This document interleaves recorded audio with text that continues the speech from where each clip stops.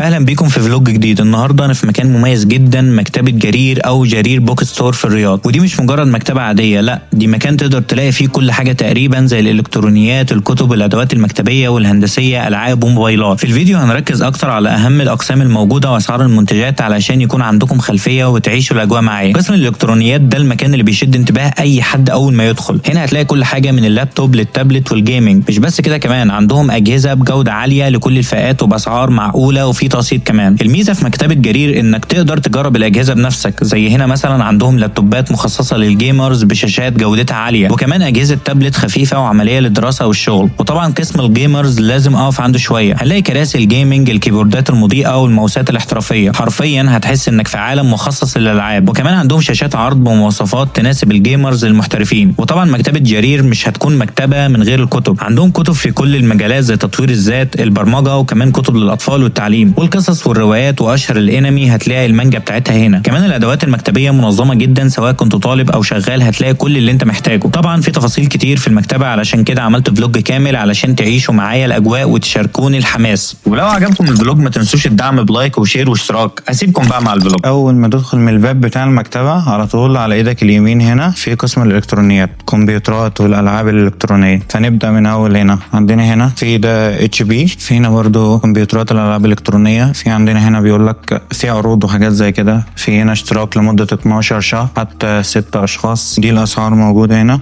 ونوع اللابتوب وكل المميزات بتاعته. تحت اي قسم تلاقي ممكن في حاجات فرعيه تانية زي البرينتر اللي هي الطابعات دي. فعندنا شاشات، ماوس، كيبورد. طبعا كل ده هنشوفه دلوقتي بالتفصيل، ليها الاقسام بتاعتها. في عندنا ويل هنا بالفرامل والبنزين والحاجات بتاعت الالعاب. هنا في هنا هي التانية. نيجي لو حد عايز يتصفح الايفون، هنا ايفون 14، ايفون 15، ايفون 16، ده ايفون 16 بلس، ايفون 16 برو، وانا ايفون 16 برو ماكس. طبعا انت ممكن تدخل عليه وتتصور كمان. يعني مثلا نجيب الكاميرا فوتو، ممكن نتصور عادي جدا وناخد الكاميرا بعد كده نشوف الصورة بتاعتنا. انت ممكن تصور وتبعتها لنفسك عادي جدا. فدي هنا بيقول لك هنا في هنا تقسيط، بيقول لك ابتداء من 264 ايفون 16 برو ماكس. وهنا كل حاجة بيخص الايفون، يعني كلهم اي نوع ايفون عندك. هنا ايفون 14 بيقول لك بيبتدي، لو هنا في خدمة تقسيط طبعا هنكلمك عليها، بس هنا بيقول لك من 132. طيب خلينا في 16 برو ماكس. هنا بيقول لك بيبدأ من 264، بيحصل على خصم فوري عند استبدال هاتفك القديم. انت لو عندك موبايل قديم ممكن تدفع فرق بس حاجات بسيطة. هنا الايباد الخاص بابل، طبعا معاه الكيبورد بتاعه. هنا تاتشبل، طبعا كل حاجة تاتشبل. وهنا بيقول لك برضو المواصفات بتاعته. في كم منه ال 11 انش، ده ال 11 انش وده ال 13 انش، ودي الاسعار. في عندنا ايباد نوع تاني، ايباد ميني. في عندنا ايباد ميني هنا، ده الايباد الميني، دي الاسعار بتاعته. شايفين هنا حجم الشاشات دي اعتقد 65 بوصة او 65 انش. طبعا مع الاستندات بتاعتها تحت، دي الاستندات. هنا ال 55 بوصة او 55 انش، دي عاملة السعر دي كانت ب 5000 بقت ب 2299. هو بيقول لك هنا انت وفرت عبارة عن 2700 ريال. شاشات على اليمين وشاشات على اليسار.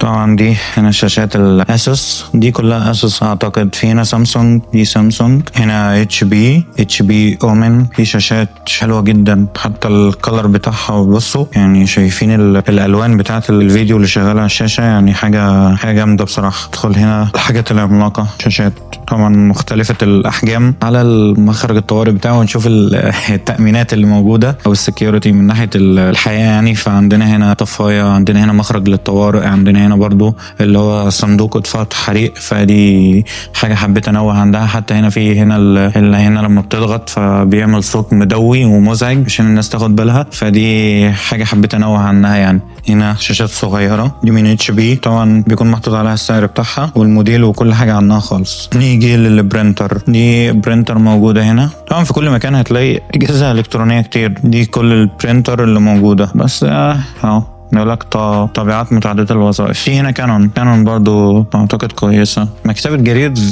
زي ما معروف عنها ان هي يعني احسن حاجه، يعني جرير بوك ستور. اصلا حسب بس عن جرير بوك ستور هتلاقيها حاجه قمه في العظمه هنا في السعوديه. ليها فروع كتير جدا في السعوديه. هي اصلا كانت في البدايه عباره عن بوك ستور متخصصه في الكتب والحاجات المدرسيه والكتب يعني بشكل عام، اذا كانت دراسيه، اذا كانت روايات، اذا كانت دينيه، تاريخيه، الكلام ده كله هتلاقيه موجود. احنا طبعا هندخل الاقسام الا ان الفرع ده انا فيه ده عباره عن دورين، وكمان انا جاي في نص الشهر يعني مش هنلاقي فيه رجل، فنقدر نصور براحتنا وناخد شوتات كتيره جدا. اوريكم كل الاقسام حرفيا اللي موجوده، كل الاقسام، بحيث يبقى الفيديو ده مرجع واي حد يقدر يدخل يعيش التجربه في الفيديو. فهنعيش مع بعض كل التجربه حرفيا وندخل كل الاقسام. فخلينا نبص هنا مثلا على اللابات. هنا مثلا في كلها اتش بي، عباره عن اتش بي، كلها اتش بي حاليا اللي انا واقف عنده. هنا حتى في خصم هنا 41%، ده كده في هنا خصم 41% على اللابات هنا.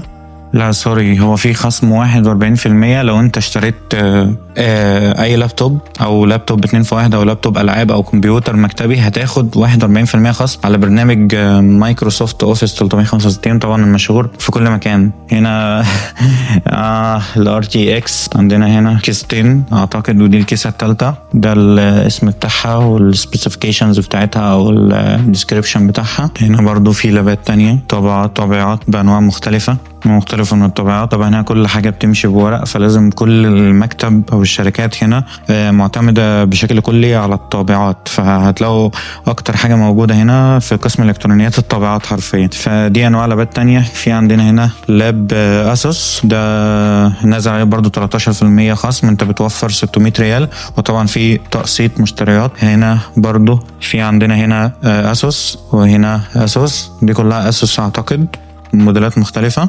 في دي الميني، طبعا دي حاجة أكبر شوية، بس هنا دي الميني الصغيرة. هناخد نظرة سريعة على الشنط الصغيرة للميني، ودي تقريبا 15 إنش ولا 14 إنش فما فوق، اللابات اللي 14 إنش. عندنا ده ايسر، دي الأسعار بتاعت الايسر. الأسعار بتاعت ده ميني طبعا. هنا هو كان ب 5699 ب 4900، 12%، يعني 700 ريال خصم، 700 ريال وفرتهم. طبعا 1 تيرا بايت اس اس دي، 16 جيجا رام، يعني الاثنين دول حاجة جامدة. نشوف بس البروسيسور تنكور ده الخاص بايسر اعتقد، فانت ممكن تدخل على ده وتشوف ايه الحاجات التانية بتاعته. لا ايسر، ودي طابعات برضو في كل مكان هتلاقي طابعة حرفيا. ده طابعة بحجم كبير، في من كانون، وفي هنا طابعة بحجم كبير من كانون برضو. فدي وصلات HDMI. ناخد واحد في ده 69، في هنا 2 متر 5 متر، يعني احجام مختلفة من الحاجات دي. في عندنا الاستندات اللي انت بتستخدمها للكمبيوتر او الشاشات اللي احنا شفناها، دي برضو هنا استندات. في هنا ستاند 75، ستاند تاني 75، ده البراند بتاعه اسمه هاما تقريبا. ده سوني ساوند بار 120 واط HDMI، والله كويس. ده السعر بتاعه ده 400، وده بيقول لك هنا شامل الضريبة. هاخد برضه لابات تانية اتش بي. فينا انواع اتش بي تقريبا كام انش. في عندنا ده طبعا تاتشبل، شايفين ده تاتشبل، كلها تاتشبل، حاجة كويسة جدا. ده ال 14 انش، دي اللابات ال 14 انش. ده طبعا اللاب ده 16 انش، شوف هو تاتشبل ولا لا ده مش تاتشبل اعتقد. وهنا ده تاتشبل 14 انش. هنا ده برضه 512 SSD 16 جيجا رام. AMD Radeon Graphics Integrated، ده اعتقد ما فيهوش جي بي يو خارجي، هو عنده السي بي يو والجي بي يو، السي بي يو مدمج معاه جي بي يو، الاثنين في واحد. عندنا هنا هواي ميد بوك 2 in 1 لابتوب، برضه 2 in 1، ممكن هيبقى تاتشبل برضه، ممكن تركب عليه اكسترنال كيبورد.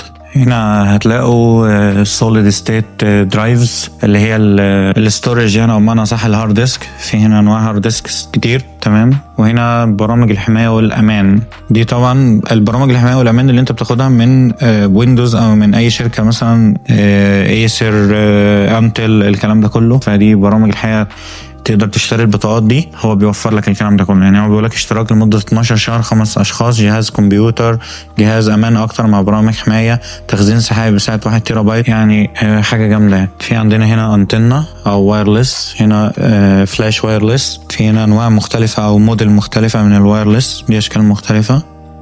دي مودم وراوتر، برضو انواع مختلفه من الوايرلس والراوترز، دي كلها انواع مختلفه. طبعا ده تي بي لينك عامل 149 شامل الضريبة، دي المميزات بتاعته، تمام. انواع مختلفه من الراوترز. بعد كده واقي شاشه للكمبيوتر، في عندك لو عندك كمبيوتر بتاخد بتشوف المقاس بتاع الشاشه بتاعتك ايه وبتحط لها زي سكرين او كفر او شيلد كده زي الموبايل بالظبط لما تحط له سكرين او كفر. هنا حافظات برضو، حافظات الكمبيوتر اللوحي. في عندنا الاقلام دي ممكن تكون اللي هي عباره عن تاتشبل، بتستخدمها عشان لو في عندك شاشه او كده بتستخدم القلم ده عشان تعمل اي اكشن في الشاشه او كده. دي جرابات. حافظات ايباد دي برضو تختلف اسعارها على حسب برضو حجم الايباد بتاعك، وطبعا بديزاينات مختلفة وليها اسعار، كل حاجة ولها سعرها. اعتقد اللون ده حلو، سين او سيان تقريبا، مش فاكر اللون اسمه ايه بالظبط. ده اللون برضو ده حلو جدا. احنا دلوقتي في حافظات الكمبيوتر المحمول وحافظات شنط كمبيوتر للسيدات وشنط كمبيوتر. في عندنا كام نوع مختلف منهم. عندنا هنا حاجة دي للكمبيوترات الصغيرة او اللابتوبس الصغيرة، ده طبعا شكلها ووتر بروف اعتقد كلها، اللي هي بتبقى ضد المية. في عندنا هنا اللي هو بيقول لك بيبقى مكتوب عليها المواصفات بتاعتها دي لانهي لابتوب. في عندك بيقول لك لل 13 ل 14 انش اللي هو الحاجات اللي بتبقى ميني، ده بيقول لك لحد 15.6 للكمبيوتر لللابتوبس الاعلى. ففي دي طبعا بتاعت السيدات اللي هم قالوا عليها، دي ممكن تكون للسيدات. تمام. وهنا برضو الوان مختلفة للسيدات، في عندنا الريد، في عندنا الموف، في عندنا هنا البينك اعتقد. ففي دي لللابتوبس. دي انواع شنط تانية غير اللي احنا اتفرجنا عليها دلوقتي، كلها شنط لللابتوبس باحجام مختلفة. يعني شايفين دي حاجة كويسة جدا.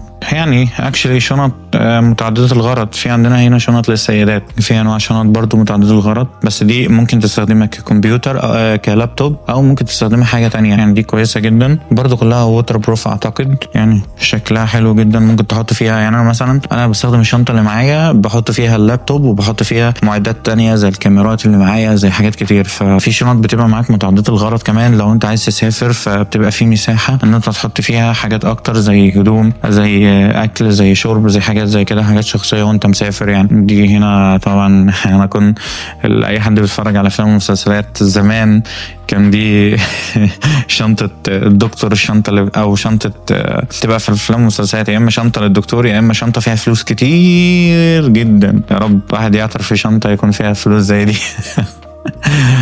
دي شنط سفر شكلها شيك جدا، بس الاسعار ودي الاسعار بتاعتها كلها شنط. طبعا الماتيريال بتاعتها بتكون كويسه، يعني هي مش اي حاجه، هي الشنط ماتيريال كويسه جدا. جرير بسم الله ما شاء الله، الماتيريال بتاعتها بشهاده الجميع كويسه، واسعارها بالنسبه للناس او الناس الموجوده في السعوديه الاسعار بتاعتها كويسه جدا. انا عاجبني الوان والديزاين بتاع الشنط دي جدا، عشان عندي فكره خلاص في الطبع بتاعي ان هي بيبقى فيها فلوس كتير جدا. هنا الشواحن شواحن مختلفة، يعني في باور بانك وفي حاجات تانية تبقى زي دي مثلا الماوس والاكسسوارز زي البادة وحاجات تانية. الستاند بتاع التبريد الخاص باللابتوب. في عندنا هنا حاجات تبريد زي المراوح. في عندنا كاميرات الانترنت اللي هي الويب كامز، ان انت ممكن تجيبها لو انت مثلا الكاميرا بتاعت اللاب او الكمبيوتر بتاعتك الجودة بتاعتها ضعيفة وانت بتعمل مثلا ميتنج مع ناس بروفيشنال وكده، فالكاميرات هنا بتبقى بتبص على المواصفات بتاعتها وبتختار الجودة اللي بتطلع لك احسن جودة وانت بتعمل ميتنج. هنا دي 400 ريال او 399. دي انا في يوم ما ممكن اجيب حاجة زي كده. انا بستخدم الكاميرا اللي معايا حاليا للميتنج. عندنا مونيتور ار، ده كويس جدا ان انت ممكن تركب اكتر من شاشة، شاشتين على نفس الستاند. هو ده اللي هو اللي بيبقى التابلتس مع القلم بتاعه. ده عندنا ده عامل 400 ريال، وده 345 ريال، وده ال1 باي وكم تقريبا. تمام. في عندنا الهارد ديسكس. عندنا ده الهارد ديسك بالنسبة للحاجات اللي انت ممكن تشيلها معاك، يعني اكسترنال هارد ديسك. اعتقد انواع مختلفة من الهارد ديسك واسعار مختلفة من الهارد ديسك، لا تقريبا بتتراوح من 300 ل 400 ريال او اعتقد لحد 600 ريال. في عندنا طبعا الفلاش ميموري. هنا الفلاشة دي سان ديسك 32 جيجا عاملة 22 ريال طبعا شامل الضريبة. 256 جيجا عاملة 105 ريال. هنا فلاشات. هنا بقى اي سلك يخطر على بالك هتلاقيه موجود هنا، كل الاسلاك موجود، كل الكيبلز، كل الحاجات اللي انت عايز تعمل لها كونفرتر HDMI تايب سي تايب A الفيجا اللي هو بتاع زمان، هتلاقيه كل حاجه موجوده هنا. انت بس تدور عليها، محتاج تدور عليها. يعني مثلا ده فيجا ل HDMI فده كونفرتر. في عندك برضو كام كونفرتر ممكن يطلع لك اكتر من حاجه. يعني ده تايب سي اعتقد، وبيدخل له اكتر من حاجه، بيدخل له USB و HDMI وتايب سي او تايب A. فحافظات CD دي او دي في دي حافظات ليها، وهنا حافظات وملحقات ابل ماك. لو انت عندك ابل ماك في دي بيبقى ليها الكفر بتاعها او الجراب بتاعها. هنا اللي هو 13 انش ماك بوك برو 2020 و13 انش ماك بوك برو M2 2022، ده الكفر بتاعه او الجراب بتاعه، هو عامل 199 ريال. طبعا المشتركات دي امنه جدا، ولو في اي تيار كهربائي عالي بيبقى فيها منظم، فبيظبط الكهرباء بحيث ان انت لو معاك جهاز غالي وانت تعبان فيه وطلع عينك فيه عشان تجيبه، فالمشتركات دي بيبقى فيها منظم كويس جدا. في عندنا احبار هنا، لو انت عندك طبعا مثلا ولا حاجه فعايز لها احبار، فعندك الاحبار بجميع الالوان والبراندات بتاعتها. في عندنا ميني كيبوردز حاجات زي كده. طبعا ده مثلا ده عامل 549 لو انا شاورت عليه. ده في لون تاني هنا، ده العادي، ده اعتقد معاه ماوس عامل 229. في كيبوردات كتير هندخل عليها برضو دلوقتي، فيها ميكانيكال وحاجات زي كده، هنبص عليها كلها دلوقتي. في برضو قسم شهادات تقدير، ممكن تاخد شهادات تقدير وتعمل لها برنت عندك. هنا كلها شهادات تقدير وانواع مختلفة من شهادات التقدير. في عندنا سندات الورق او الحاجة بتبقى تحت الورق بحيث تقدر تكتب بشكل كويس. الساعات، في هنا ساعات لونها كويس، ساعة حائط هنا ده شكلها كويس جدا. في عندنا شنط ومحافظ الاوراق، دي اللي انت بتحفظ فيها الاوراق بتاعتك مثلا من التلف او حاجه زي كده، او محتاج معاك ورق كتير، فمحتاج تحطه مثلا في حاجه تكون شيك وجذابه، فدي انصحك بده جدا. في عندنا هنا سلم مكتب، ندخل على اهم حاجه وهي الخزنات، خزائن النقود. اول مره امسك خزنه في حياتي حرفيا، سعرها 1999 ريال. لا شايفين شايفين الخزنه. دي عندنا في دي الكبيرة، وفي عندنا هنا الصغيرة وحاجات مختلفة. يا أهلي هنا واحدة مفتوحة، يا سلام يا سلام يا سلام يا سلام يا سلام يا سلام يا سلام. فتحنا خزنة، طلع عندنا خزنة مفتوحة. طبعا ده الكتالوج او الضمان بتاعها، الدليل العملي لفتح واغلاق الخزائن بالمفتاح، المانوال بتاعها. اول مرة اشوف خزنة وامسك خزنة بالشكل ده. في عندنا انواع خزنات كتير تانية يعني صغيرة، في انواع كتير من الخزائن. يعني في عربات يد حرك بيها، فيها عجل. في عندنا بعد كده سلات المهملات.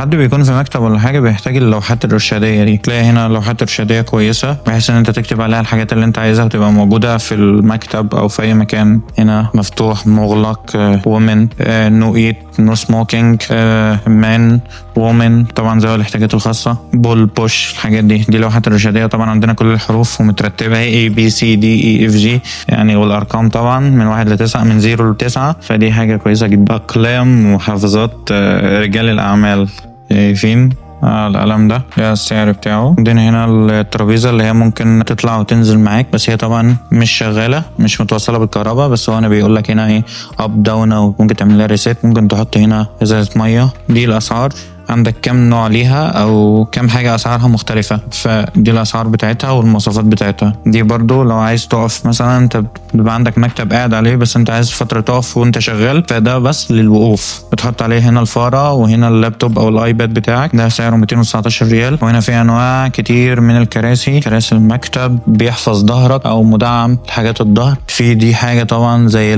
بيبقى البار او حاجة زي كده، ودي للظهر والرقبة. فالكراسي الخامه بتاعتها والكواليتي بتاعتها جامده يعني. ده مثلا عامل 1999 ريال، فده السبيسيفيكيشنز بتاعته. فعندنا هنا التغليف، عايز تغلف اوراق بحث، اوراق عاديه، في عندك هنا كل حاجه خاصه بالتغليف واسعارها معقوله برضه.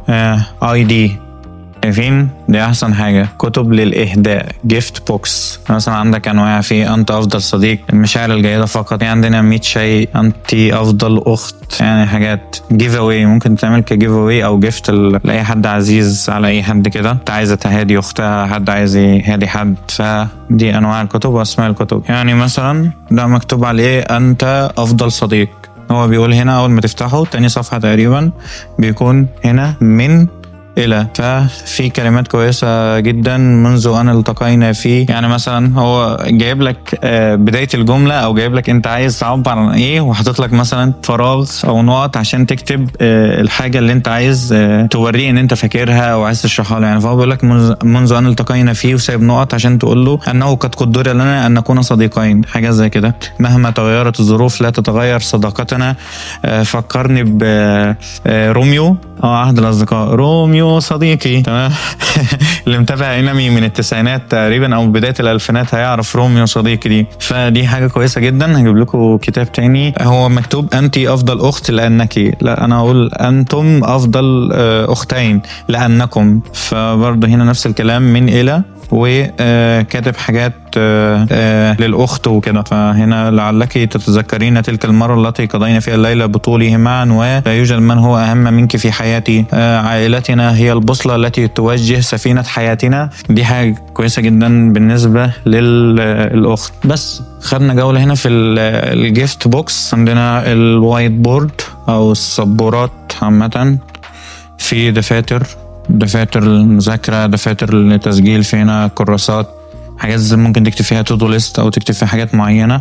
انا ممكن اجيب حاجه زي كده اعتقد، لان انا محتاج مذكره اللي هي بتاعت 2025 او دفتر 2025، فاعتقد هجيب حاجه منهم.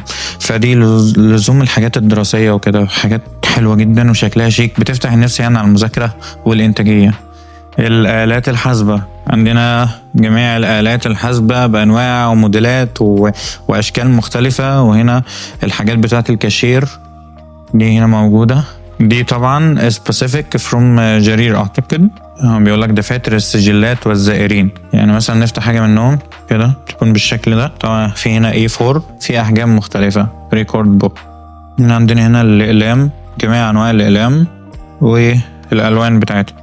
16 برو ماكس، ده السعر بتاعه. في متاح التقسيط لمدة 36 شهر 264 ريال. في برضو الابل ايفون 16 برو، ابل ايفون 16 بلس، وهنا ابل ايفون 16 العادي. المهندسين حبايبنا واللي بيستخدموا الحاجات الرسومات الهندسية والكلام ده، ولو عايزين ستاند الوايت بورد وكده، فالحاجات دي موجودة هنا. كل الأدوات الهندسية هتلاقوها هنا برضو في القسم بتاع الحاجات الهندسية. في عندنا كل الأدوات الهندسية هنا. في هنا المسطرة حرف التي. هنا بقى لو في حد بيحب الرسم، في قسم الأدوات الرسم ذات نفسها، في ألوان كتير وأنواع مختلفة من الأقلام. هنا طبعا في برضو حاجات هنا في الوان فحم لو حد عايز الوان فحم. في انواع كتير من الدفاتر. انا طبعا دخلت في الرسم فتره، مش دخلت يعني بحثت عنه بحيث ان انا كنت عايز اعمل ارسم حاجات معينه وكده، فانا اعرف ان في انواع من الدفاتر مخصصه لحاجات معينه. طبعا اي حاجه الابل هتلاقيها هنا، اي حاجه للماك هتلاقيها موجوده هنا، كفرات، شيلدز، الحاجات كلها هتلاقوها هنا. كل دي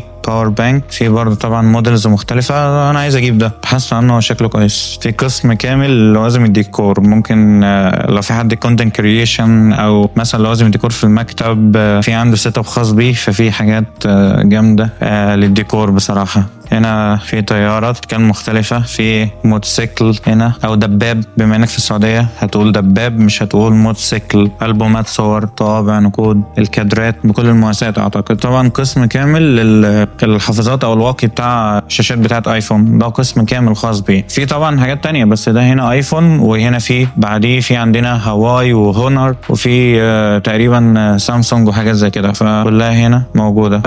للمنزل او المكتب دي كلها كاميرات بانواع مختلفه وموديلز مختلفه واسعار مختلفه طبعا. وفي حاجات بتبقى انتجريشن مع الجهاز بتاعها، في معها سمارت مثلا سمارت تي في او سمارت حاجه بتكون متوصله بين الكاميرا والجهاز معاك على طول، يعني مش محتاج ان انت تعمل لها سيت اب ولا اي حاجه خالص. في عندنا سماعات كتير جدا، انواع مختلفه من السماعات، سماعات راس سلكيه، سماعات اذن سلكيه، لا سلكيه قصدي، في سلكيه وفي لا سلكيه، في انواع مختلفه. شايفين دي يا بسم الله ما شاء الله 2399 ريال بس. دي ماك دي تبع ماك. دي جي بي ال اشهر واحده، دي عامله 999. وفي سوني جي بي ال تقريبا اشهر، وطبعا سعرها مناسب جدا. الذكاء الاصطناعي والروبوتس دخلت في كل الاجهزه الالكترونيه. فعندنا المكنسه الذكيه، شايفين؟ اوريكم مثلا صوره هي بتعمل بالظبط. في سنسور او اشعه بتطلع منها من فوق، وهي بقى بتبدا تنظيف من غير ما تتدخل في اي حاجه. في انواع كتير من في شاومي، في جوفي او ايفوي، عارف دي اي ولا جي ولا ايه. في تابو، بي اس 5 او بلاي ستيشن 5. شايفين؟ هنشوف البي اس 5. طبعا ده بي اس 5 برو، بيقول لك مناسب هنا لعمر 7 فما فوق. عامل 3399. هنا ده اعتقد بي اس 5 ده السليم، ده هنا 4K 120 اتش دي، وهنا ده ممكن يكون مختلف عن ده في حاجه. فهنا بيقول لك 2599. هنا سوني ستاند، في هوريزونتال وفي فيرتيكال اعتقد. وطبعا لا ننسى اجهزه التحكم. وهنا VR2 بلاي ستيشن VR2، يعني هتلبس دي وتحس ان انت في عالم تاني خالص، دخلت جوه البي اس او البلاي ستيشن. وهنا دي اجهزه التحكم او الدراعات اللي احنا بنلعب بيها، بنقول عليها في مصر عندنا دراعات، لكن هنا اجهزه تحكم. في برضو اجهزه تحكم بالنسبه للالعاب اللي هي بتحتاج ان انت درايفنج تسوق وكده. فعندنا هنا اكسسوارز ليها. دي الاكسسوار بتاعتها دي عامله 1699، ودي هنا 1999. فموديلات وحاجات مختلفه من الاكسسوارز الخاصه بالبلاي ستيشن او اجهزه الالعاب. نيجي لكراسي الجيمنج. يعني انت عند البلاي ستيشن في كراسي جيمنج، ففي كرسي جيمنج هنا. الراحه، انا مشيت كتير جدا فهقعد استريح هنا عند الحاجات بتاعه البلاي ستيشن، لانه كلنا ما فيش حد ما بيحبش الالعاب، كلنا بنحب الالعاب. فانا قاعد هنا ومستمتع، والكرسي ده مريح جدا، مريح جدا بصراحه. الدراعات بتاعته بتتحرك معاك، بتعمل لها كستمايزيشن زي ما انت عايز. لو انت عايز تقعد كده او عايز تقعد مستقيم، عايز تفتح دراعاتك كده، ففي كام حاجه بصراحه.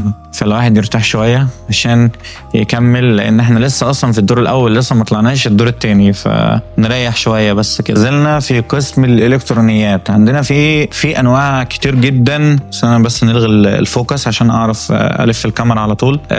في اقسام كتير جدا في هنا، في حاجات كتير جدا في قسم الالكترونيات. زي ما شفنا في حاجات ذكيه، سمارت، سماعات، بلاي ستيشن. فانا عايز اوريكم حاجات من السماعات. فهنا اشكالها عجباني جدا، اللي هي سماعات ومكبرات صوت في نفس الوقت. فانا هوريكم بس اشكالها عشان هي كويسه جدا. كل السماعات اللي موجوده شايفين دي؟ طبعا شايفين دي على الضخم ده، ضخم جدا. عايز اوريكم بس هو ضخم قد ايه. هجيب دي كده احطها على الارض واوريكم الضخامه بتاعته. بس هو ده، انا كده واقف قصاده. شايفين ضخم قد ايه وحجمه واصل لحد فين؟ فحاجه خرافيه. في نفس القسم الالكترونيات في بلاي ستيشن، فعندنا هنا الحاجات الخاصه بالالعاب. في كول اوف ديوتي 6، في ريد ديد، هنا في الاصدار الثاني، جي تي اي طبعا المشهوره. فهنا سبايدر مان. كل دي العاب خاصه بلاي ستيشن 5. في سونيك، ريزنت ايفل 4، هنا جاد اوف وور. في حاجات كتير، لو بحثت شويه هتلاقوا في حاجات اكتر من كده اللي انتوا عايزين. في اف سي 25. اهم حاجه بالنسبه لصناع المحتوى المايكات. المايك لو جامد يبقى انت المحتوى بتاعك جامد، لان انت ممكن تتغاضى عن التصوير، لون الفيديو، شكل الفيديو هيكون عامل ازاي، لكن الصوت ده اهم حاجه. فانت عندك هنا انواع مايكات كتير. في حاجات فيها RGB، الوان متغيره. ستاند سماعات، ده اكسسوارز، يعتبر ده اكسسوارز كده. ده شكله ده برضه اكسسوارز اعتقد. وهنا برضه مايك بيكون عباره عن الالوان متغيره، فده شكله جامد بصراحه. شايفين ده؟ لو فضلتوا في قسم الالكترونيات او السماعات هتلاقوا حاجات يعني فخمه جدا وحاجات جامده جدا. دي كلها حاجات خاصه، سماعات خاصه بالجيمنج. في هنا برضو قسم خاص ببطاقات الهدايا بتاعت سوني. هنا دي كلها بطاقات هدايا ممكن تستخدموها. قسم كده اكسسوارات الالعاب او ملحقات العاب الكمبيوتر. في عندنا دي بتبقى باده، انا ممكن اجيب باد لان انا محتاجها، عايز اظبط السيت اب بتاعي. ده باد برضو. في عندنا ماوس، في ماوسات RGB. الماوسز دي بيكون معاها مانوال، تقدر تعمل كاستمايزيشن لكميه الازرار اللي موجوده في الماوس ذات نفسه. فدي حاجه حلوه جدا بحيث ان انت بتزود الانتاجيه بتاعتك. وهنا بادات زي ما قلنا. هنا برضو انواع مختلفه من الماوسز. دي اللي انا قلت لكم عليها، بيكون في ماوس في كميه ازرار ممكن تعمل لها كاستمايزيشن بحيث ان هو يزود الانتاجيه بتاعتك وانت شغال. وماوسات طبعا RGB زي ما قلنا. عندنا اكسسوارات برضو للالعاب، كيبوردز جيمنج حرفيا، او لوحه مفاتيح خاصه بالالعاب. شايفين الاشكال؟ دي الاشكال بتاعتها كلها RGB، يعني في الوان كتير، بتيجي لون ابيض او الكيبورد لونه ابيض بس في RGB، في باك جراوند RGB شغال، الوان واضاءات شغاله، فحلوه جدا بالنسبه للجيمنج او بالنسبه لو حد عنده سيت اب حلو جدا. ده كاتب لك هنا فول سايز 96%، فهنا تقريبا ده مش RGB، لان لو RGB هيكون مكتوب عليه. اعتقد ده من غير RGB، من غير اضاءات. لوحة المفاتيح بصراحة حلوة، احنا مثلا شايفين دي شكلها حلو جدا. عايز اوريكم المنتج ده، شايفين الصورة بتاعته عاملة ازاي؟ ده عامل 1999، يعني ده فيه اوبشنز كتيرة جدا. يعني شايفين، عايز اقول لكم ان انا حصل معايا موقف دلوقتي. رحت عند القسم الكاميرات، كان في عدسه عايز اجربها. انا معايا كاميرا طبعا كانون 250 دي، ففي عدسه كنت محتاج ان انا اجربها يعني عايز اجربها قبل ما اشوفها الاول. فهي عباره عن اللي هي السيجما ال 75 اللي هي دي، هوريها لكم. هي دي. فانا استاذنت الراجل المحترم ده، اسمه حضرتك ايه؟ تركي مطير. تركي مطيري صح كده. استاذنت الراجل الطيب ده عشان اجربها، هي دي العدسه، فخلاني اجربها. الناس هنا مشكوره جدا، خلتني اجرب الحاجه بحيث ان انا اشوفها هي كومباتبل مع اللي انا متوقعه ولا لا. فشكرا جدا لحضرتك، ربنا يبارك لك. انا جربتها وخدت بيها كام شوت كده عشان اشوف الزوم بتاعها كومباتبل مع الحاجه اللي انا متوقعها منها ولا لا. فلو كده ممكن اجيبها ان شاء الله. طبعا هنا في كانون، انا معايا نفس دي كانون 250 دي. في طبعا كانون العملاق 90 دي عامله 5899، يعني عاملين عليها خصم 100 ريال. طبعا انت ممكن تقسط، في هنا خدمات تقسيط هنشوفها دلوقتي، فانت ممكن تقسط الكلام ده كله، التقسيط المريح زي ما بيقولوا. عندنا هنا الكاميرا اللي هي الكانون EOS R، دي برضو حاجه كويسه. وهنا في كاميرات اللي هي الديجيتال، اللي هي بتطبع الصوره على طول، هي دي. طبعا عايز اجيب برضو حاجه زي كده بحيث ان انا اربطها، اعمل لها انتجريشن مع الكاميرا بتاعتي، واقدر اطبع الصوره على طول اول ما اصورها. عايز اقول لكم حاجه مهمه جدا. اهم حاجه في اي مكان في الدنيا، وتسال المستهلك او اي كاستمر في الدنيا تقول له ايه اهم حاجه بالنسبه لك لما تيجي تروح مول او تشتري حاجه او الكلام ده كله، يقول لك اهم حاجه بالنسبه لي خدمه ما بعد البيع. فهنا عندهم في جرير قسم كامل لخدمه ما بعد البيع. هنا ورايا باللون الاصفر ده في هنا خدمات الاستبدال، دي حاجه مهمه جدا لازم تاخدوا بالكم منها. في هنا تقسيط المشتريات بالتعاون مع كوره للتمويل، طبعا شركه معروفه يمديك ان انت تقسط حاجه اللي انت تشتريها مثلا من جرير او من اي مكان. يا عمي زي الفل. انت اتخرجت ولا لسه؟ اخر سنه. يا ربنا معاك يا رب. طيب يا شباب، عايز اقول لكم ان احنا خلصنا كده جوله في الدور اللي تحت. عايزين بقى نطلع الدور اللي فوق عشان نشوف الدنيا هتمشي معانا ازاي فوق، ونشوف الاقسام اللي فوق. يعني انا طالع بالذات عشان اشوف الكتب واقعد القعده اللي انا قلت لكم عليها بتاعه الكتب دي. يعني انت لو عايز تقرا كتاب او كده وتدخل في المود بتاعه، ففي مكان تقعد فيه عشان تقرا الكتاب بتاعك وتشوف الدنيا هتمشي ازاي. فانا كده نزلت من على السلم، فاوريكم اول حاجه انا بشوفها اول ما طلعت منها على السلم. مكان واسع جدا. في هنا الادوات المدرسيه، يعني كل الادوات المدرسيه هتلاقوها موجودين هنا، وكتب كتيره واقسام كتيره. في كتب اطفال، في كتب انجليزيه، في اقسام كتير جدا. في كتب عربيه هنا، وبيقول لك كتب قيمه باسعار مميزه. لا هنا حتى يا اخي في حاجه انا عايز اوصل لكم الاحساس بتاع ان انت تشوف الكتب منظمه بالشكل ده. دي راحه نفسيه خطيره. يعني هنا انا 100% لازم، يعني ده بالنسبه لي اكنها مكتبه بالظبط. هي اصلا بوك ستور، مكتبه حرفيا. فان هو يحط لك قاعده زي كده، انت ممكن تقعد. دي قاعده هنا طبعا مفيش اي صوت هنا طبعا، بما ان دي مكتبه فمفيش اي صوت. عندك كل قسم او كل شيلفس موجوده، او كل رو او صف موجود قدامه كرسيين والترابيزه، بحيث ان انت لو معاك حد ممكن تقعدوا مع بعض. معاكش ممكن تقعد لوحدك عادي جدا. طبعا في واحد هنا قعد وساب كتاب كان بيقرا هنا في الكتاب ده. في حد هنا تقريبا قاعد هنا. موجود هنا كتب دينيه، اعتقد البدايه والنهايه لابن كثير. شايفين منظر الكتب حاجه جامده. روايات مترجمه. في هنا زي ما قلنا تحت في هنا كتب للاهداء تمام كده. يعني شايفين الشكل بتاعها. في اقسام كتيره جدا. شايفين هنا في اقسام، دي اقسام كتب الاطفال. دي هنا كلها كتب الاطفال. هنا الكتب تقريبا معرفش هي مكتوب عليها اسعار ولا لا. تقريبا مش مكتوب عليها اسعار. ممكن تروح للكاونتر بياخدوا السيريال نمبر وبياخدوها ويشوف الحساب بتاعها كام. في هنا خصم 50% على العاب مختاره. في عندنا الدومينو بتاعتنا موجوده هنا على خصم 50%. في لعبه تانية طبعا خصم 50%. مكتوب هنا كان بيقول لك 109 ودلوقتي ب 79 اعتقد. فالالعاب دي. وفي هنا شطرنج هنا انا بحبه جدا وبلعب شطرنج.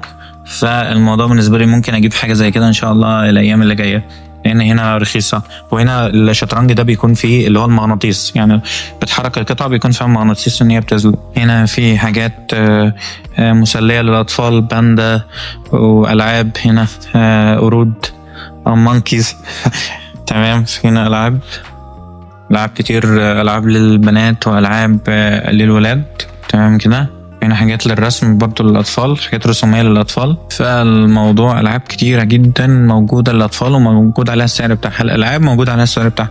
ده طبعا حاجات خاصة بالشباب، هنا young adults حاجات بالإنجليزي تمام. في هنا lost in a book ده بالإنجليزي كلها تمام. فهنشوف دلوقتي في هنا مانجا كوميكس.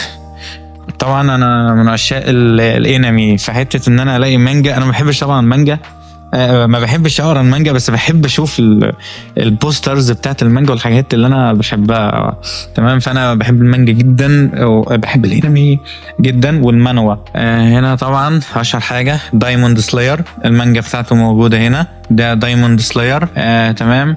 وده دايموند سلاير هنا برضو، هنا دايموند سلاير كلها هنا. بما ان دايموند سلاير دلوقتي مشهور جدا، فهتلاقي دايموند سلاير كتير جدا.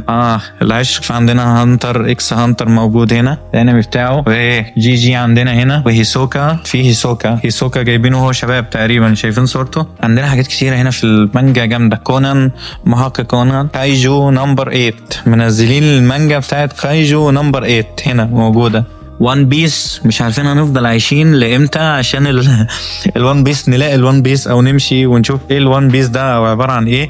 حد عارف او عنده نظريه بقى يقول لنا في الكومنتات ان شاء الله. انا من عشاق الانمي. هنا بلو لوك موجود هنا اهو، مانجا بتاعته. هنا طبعا في حاجات كوريه او يابانيه اعتقد، ففي حاجات كتير خاصه بالمانجا اليابانيه تمام. طبعا اعتقد ان هي مفيش حاجه مترجمه بالعربي، فهتلاقوا الحاجات موجوده بالانجليزي تمام. في لعب اطفال، اجهزه تعليم الكترونيه، ادوات موسيقيه موجود هنا، في ادوات موسيقيه عشان تعلم الطفل حاجات عن الموسيقى. في هنا الالعاب زي ما قلنا، العاب ذكاء، الدومينو، لودو، عندنا شطرنج، عندنا حاجات كتيرة جدا. هنا في كوتشينو برضو، في هنا اللي هو لعبة الهوكي. فالألعاب هتلاقي عليها سعرها، والشنط تقريبا هتلاقي برضو في شنط أطفال حلوة جدا.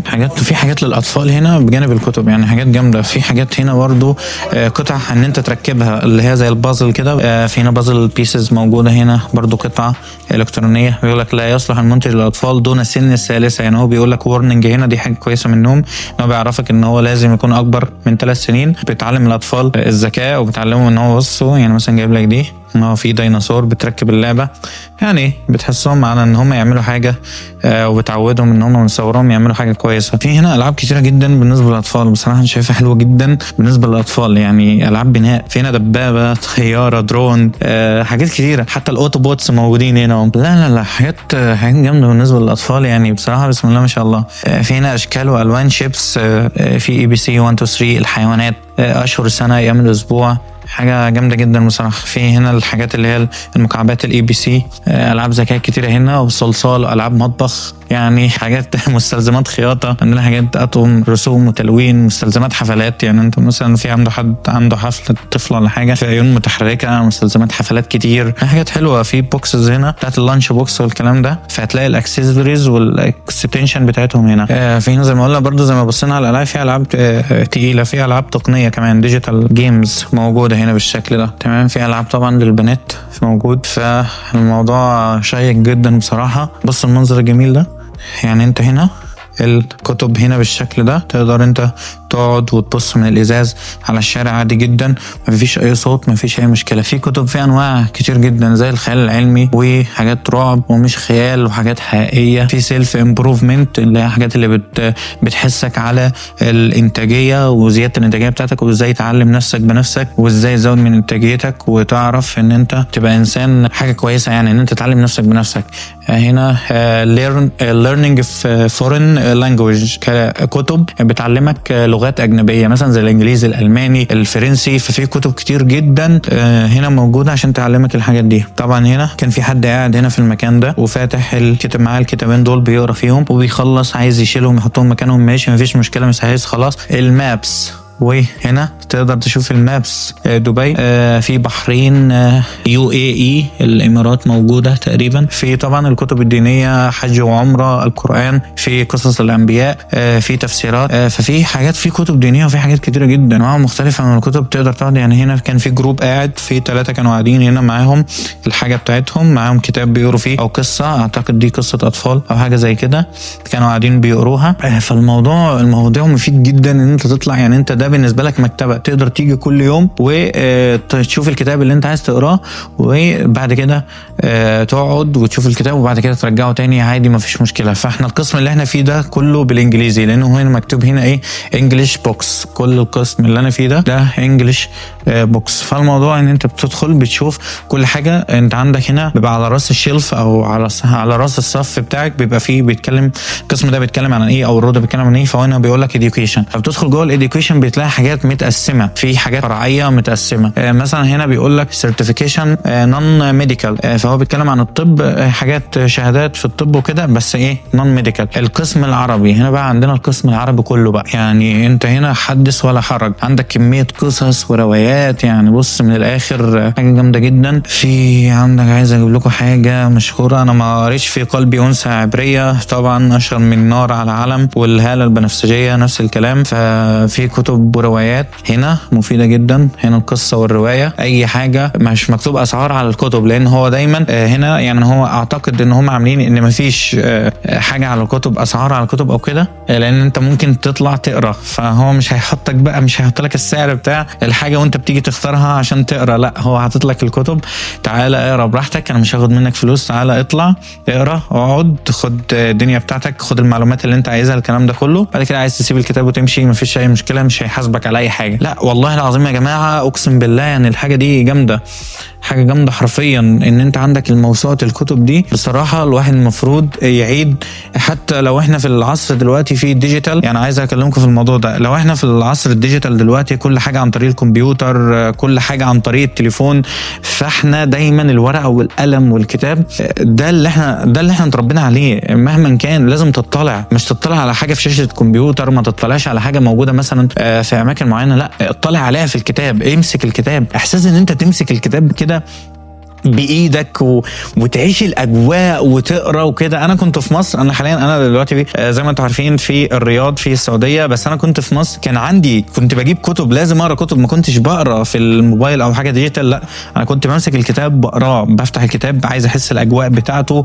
عايز اشوف الدنيا ماشيه ازاي، ريحه الكتاب ذات نفسها والمسكه بتاعته ذات نفسها، لا بتدخلك المود، بتعيش المود حرفيا وانت بتاكل وانت بتشرب وانت قاعد على السرير وانت بتذاكر، الكتاب قدامك فانت او الروايه قدامك فانت بتطلع. كتر الاطلاع ده صدقني هو اللي هيخلي عندك مصطلحات كتيره جدا، عشان تعرف ان لما تتكلم مع حد وبتقول مصطلحات وكده الشخص ده يعرف ان انت مطلع. المصطلحات اللي انت بتجيبها او الكلام اللي انت بتجيبه ده من كتر الاطلاع بتاعك، فالشخص اللي قدامك لما يسمع منك مصطلحات وكلام مختلف، مش كل مره تقول نفس الكلمه كل مره، لا هو بيحس ساعتها ان انت شخص بسم الله ما شاء الله، الله اكبر عليك، شخص مطلع وبتحب تدرس وموجود ومطلع على كل حاجه والكلام ده كله. فزي ما قلت لكم هنا في كنز حرفيا يعني في كنز، كميه كتب، يعني انا والله العظيم بتكلم في كميه كتب رهيبه، روايات مترجمه كمان وحاجات، يعني بقول لك كتب قيمه باسعار مميزه. يا عمي ماشي، عايز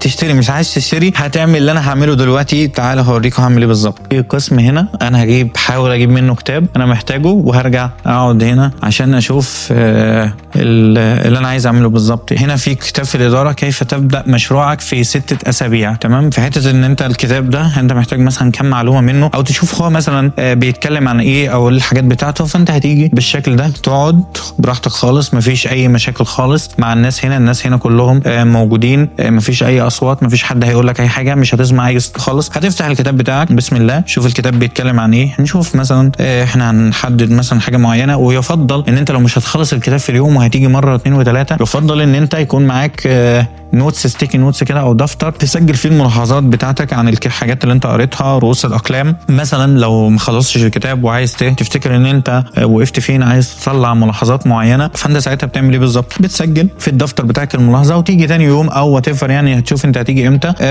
تعمل اللي انت عايزه بالظبط، ما فيش مشكله. الكتب هنا كلها جميله جدا، وهتوسع مداركك الفكريه، هتوسع مداركك العقليه، يعني هتخليك شخص، هتغير المايند سيت بتاعتك. عود نفسك مع عصر الديجيتال اللي احنا موجودين فيه ده، وان انت ماسك السمارت فون بتاعك كل حاجه موجوده معاك تمام، ما فيش مشكله، والسوشيال ميديا والقصص دي كلها، بس برضه لازم تكون مطلع، لازم تكون مطلع، لازم تكون مطلع. فاحنا هنرجع الكتاب مكانه ونرجع ناخد الكاميرا عشان نكمل الجوله بتاعتنا. طبعا انا واخد الكتاب من هنا. فالموضوع بصراحه شيق جدا بالنسبه لي، يعني بصراحه يعني انا شايف الموضوع بسم الله ما شاء الله محتاج فعلا ان الشخص يجي هنا ويستمتع بحته الكتب. نعم انا بحب الالكترونيات جدا، وقعدت وقت كتير في الالكترونيات، بس في نفس الوقت انا بحب الكتب جدا، بحب القصص، بحب الروايات، بحب السير القديمه بتاعت الناس، سواء كانوا صحابه، سواء كانوا انبياء، سواء كانوا اللهم صل على سيدنا محمد، سواء كان ناس مؤثرين موجودين عملوا حاجه جامده اثرت في البشريه. انا واحد من الناس من اول ما وصلت لمرحله ما خلاص اتوسع فكري وادراكي للحاجات اللي حواليا، قررت ان انا اكون شخص مؤثر، شخص ان هو يحب ينفع الناس، شخص يتقال عليه بعد كده ان هو الشخص ده. انا الحمد لله انا عرفت الشخص ده، فالشخص ده اداني معلومه قيمه، عرفني حاجه معينه. فانا كنت ناوي من البدايه من زمان زي ما قلت لكم ان انا اكون شخص مؤثر فعلا للناس اللي بتتفرج عليا، احاول اعمل حاجه تخلي الناس فعلا تكون منتجه، تعتمد على نفسها في الحياه دي، لان انت دلوقتي في الحياه دي لازم تكون معتمد على نفسك بشكل كبير، مش تستنى حد ان انت تعتمد عليه. لو عندك حد تعتمد عليه خلاص انت حر، ما حدش هيقول لك اي حاجه بما انك عندك حد تعتمد عليه. لكن انا بكلم الناس اللي ما عندهاش حد تعتمد عليه، اللي هو في الصفر، ازاي او تحت الصفر كمان، ازاي تنقل نفسك من تحت الصفر او من الصفر. ده اللي انا بتكلم فيه في الوقت الحالي، ان انا عايز الناس اعتمد على نفسك، اعتمد على نفسك. محدش هيجي يقول لك ما تنتظرش حد يجي يدي لك معلومه، ابحث عنها بنفسك. اليوتيوب، ريديتس، جيت هاب ديسكشنز، كوره، ادخل على ريديتس وكوره، هتسمع حاجات اقسم لك بالله انت لا تتخيلها. هتسمع الناس يعني هيدوا لك نصايح دي خبره 15 20 سنه، او خبره ناس وصلوا بعد ما اتهانوا حرفيا في الحياه، هو جاي بيديها لك كده في مقال صغير. انت بس محتاج ان انت تبحث وتدور على الحاجه دي، وهتلاقي ان شاء الله الاجابه بتاعتك. لان بص احنا السوفت وير او البرمجه علمتنا ان انت ما تعيدش اختراع العجله من الاول، دايما هتلاقي في حد. احنا في 2024، فما فيش فكره هتيجي، حتى لو في فكره يعني ما فيش فكره هتيجي على بالك غير لما مليون في المية. لو يعني خلينا عم نقول 99.9% ان انت لو دورت هتلاقي في حد عملها قبلك، فانت بتروح تجيب منه الحاجة اللي هو عملها دي وتعدل عليها زي ما انت عايز. ممكن يكون عندك بما انه هو عملها قبلك مثلا من عشرات السنين، انت ممكن دلوقتي في 2024 العقل البشري تصوراته زادت في ظل التقدم اللي احنا فيه ده، فانت ساعتها بتبقى عايز ان انت تزود على الحاجة اللي هو عملها. فساعتها انت بتعمل ايه؟ ما بتعيدش اختراع العجلة من الاول، بتاخد الحاجه اللي هو عاملها وبتزود. اللهم لو في 0.1% مش موجود نفس الفكره اللي انت عايز تعملها دي، فخلاص انت ساعتها ابدا تمام، لان دي هتبقى حاجه يونيك وهتبقى ريليتد باسمك انت مش باسم حد تاني، وساعتها هيصاحبها مميزات كتيره جدا، وانا اوعدك بده ان شاء الله. بصراحه انا بحب الكتب جدا، فممكن تلاقوا على كلامي او وشي او نبره صوتي ان انا متحمس جدا. انا فعلا متحمس، بحب الكتب جدا، انا حرفيا بحب الكتب جدا بجانب التكنولوجيا والكمبيوترز والحاجات دي. فانا لا، انا بحب الكتب، انا بحب الكتب جدا، بحب ملمس الكتب، بحب اشم ريحه الكتب، بحب اقرا في الكتب ايا كان. الموضوع بصراحة مجزي. دي مكتبة جرير، وريتكم كل حاجة في مكتبة جرير. في الدور الأول خاص بجميع الإلكترونيات، الحاجات بتاعت الإنتاجية، حاجات كتيرة خاصة مثلا بمميزات كتيرة. طيب أنا كده نازل من الدور الثاني عشان أكلمكم كام حاجة كده. أنا كده يعتبر خلصت الجولة بتاعتي هنا في مكتبة جرير. فعايز أقول لكم إن الفيديو ده هيكون مرجع كويس لكل الأقسام. أي نعم إحنا ما غطيناش كل الأقسام، بس إحنا غطينا الأقسام المهمة في المكتبه. فالموضوع محتاج منكم ان انتوا تركزوا في الفيديو ده. هقول لكم على شويه حاجات كده. انت اول ما تدخل من اي مكتبه جرير في كل الفروع بتاعتها معتمده ان هي مظبطه الهويه بتاعتها، ماشيه على هويه، نفس كل فرع هي ماشيه على نفس الهويه، مفيش فرع مختلف عن التاني. انت اول ما بتدخل من الباب بتلاقي فيه الكترونيات مثلا على ايدك اليمين، فالالكترونيات دي بتبقى عباره عن اللابتوبس، عباره عن الشاشات السمارت، في عندك الايبادز، التابلتس، الحاجات الالكترونيه كلها، والشنط والكفرات والتابلتس والحاجات دي كلها موجوده. تمام مفيش مشكله. حتى البي يعني الايفون ذات نفسها او الموبايلات الذكيه او السمارت فونز هتلاقيها موجوده. الشواحن، الوصلات، الطابعات هتلاقوها موجوده. مفيش مشكله. وهتلاقي ناس بتساعدك، ناس بتكلمك كل شويه بيقولك انت محتاج مساعده. لا يا جماعه، حته الكاستمر سيرفيس دي مهمه جدا في اي مكان في الدنيا. حته ان يكون في كاستمر سيرفيس واقف معاك وبيجي لك كده، انت قلت له خلاص مش محتاج حاجه، محتاج اخد لفه بس، وبعد كده تمام هيسيبك جدا. ولو انت ناديت عليه مش هيتاخر عليك، هيجي يقول لك اتفضل بتاع. فالناس هنا مميزه جدا بصراحه. يعني الناس هنا بصراحه يعني بتخدم الشخص، مش محتاج يعني مثلا بيشوفوك كده مثلا فبيعرضوا عليك الخدمه بتاعتهم، ان هو مثلا عايز تدور على حاجه معينه، عايز تشوف حاجه معينه. زي ما حصل معايا، انا كنت عايز اجرب الكاميرا في عدسه كنت عايز اجربها، فاستاذنت الشخص اللي واقف على الكاونتر الخاص بالكاميرات، فالموضوع اداني خلاني اجرب العدسه اللي انا عايزها، وهو مش عارف انا اشتريها ولا لا. بس هو الناس بشوشه، الناس محترمه، الناس بتقدر، عايزه تخدم، عايزه شايفينك مثلا شخص مهتم بالحاجه دي، فهم عندهم اهم حاجه ان انت مهتم بالحاجه بتاعتهم. خلاص الموضوع خلص. فان مشكورين والله مكتبه جرير على الحاجات اللي هم هنا موفرين لك كل حاجه حرفيا. انت هتدخل هنا اللي انتم ما تعرفوش كمان، عايز اكد لكم عليه، ان هنا في مكتبه في شركات قائمه بالفعل على ان هم جرير سبلاير ليهم. يعني مثلا في شركه عايزه تفتح او كده، فجرير بالنسبه لهم هي السبلاير. عايزين لابات للموظفين اللي عندهم، عايزين كاميرات، عايزين ادوات مدرسيه، عايزين مثلا وايت بوردز، عايزين حاجات بتشرح الكلام ده كله. فمكتبه جرير بالنسبه لهم هي السبلاير. على طول بتشوف في طبعا ليهم موقع الكتروني، في ابلكيشن، فانت بتشوف اللي هم عايزينه بالظبط. كل مثلا شركه محتاجه حاجه معينه، فبتكون بترفع الكوتيشن بتاعها، بيشوفوا هم عايزين ايه بالظبط وبيبعتوا له جرير. وفي نفس الوقت جرير على طول بتجهز لهم الحاجه دي. فهم من الناحيه دي في الكاستمر سيرفيس او الكاستمر سبورت حاجه فخمه جدا في الموضوع ده. فيلا بينا عشان ننهي الفيديو، لان الكاميرا خلاص 2%، واحنا يعتبر خلصنا الجوله كده في مكتبه جرير. وريتكم كل الاقسام حرفيا 95، خلينا نقول 90% من الاقسام غطيناها بالكامل. الكاميرات، التليفونات، السمارت تي في، سمارت فون، تابلتس، الايبادز، الحاجات دي كلها. حتى الالعاب، الحاجات الخاصه بالجيمنج، الحاجات الخاصه الكتب والكلام ده كله. شكرا مكتبه جرير على التجربه الممتعه دي. ان شاء الله هنكررها في فرع تاني باذن الله. بس اوفر المكتبه بسم الله ما شاء الله. يعني حرفيا انت تيجي هنا تعيش، مش محتاجه منك اي حاجه تاني. انت تيجي هنا تقعد هنا خلاص، تقعد لهم هنا، تجيب السرير بتاعك الكلام ده كله. طبعا انا بهزر، بس الموضوع في حماس في الموضوع، فاهمني؟ فان شاء الله نشوفكم في فلوج جديد على خير، في حاجه جديده. سلام.